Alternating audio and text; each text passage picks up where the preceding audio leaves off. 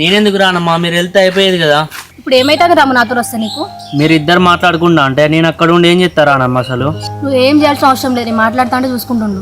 అన్వేషణ మళ్ళీ నువ్వెందుకు వచ్చినావురా అంటే అప్పుడు నేనేం చెప్పాలి రానమ్మ? అట్లా అంటే నేను సమాధానం చెప్తా, నువ్వేం టెన్షన్ పడకు సరేనా రాము? ఇప్పటికీ అంతా నాకు భయంగా ఉంది రానమ్మ, మీ విషయాలలో నన్ను ఇన్వాల్వ్ చేయకండి. అబ్బా రాము, నువ్వే వస్తే ధైర్యంగా ఉంటుంది అనుకున్నా, నువ్వే ఇట్లా భయపడితే ఎట్లా రాము?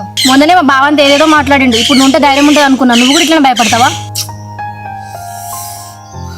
ఏ రా రాము, అక్కడ బావేమంటాడు మళ్ళీ.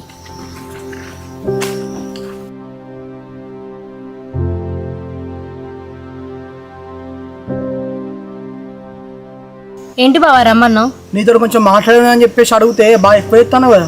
లేదు బావా, మాట్లాడేదో ఫోన్లో మాట్లాడొచ్చు కదా, కలవడం దేనికి?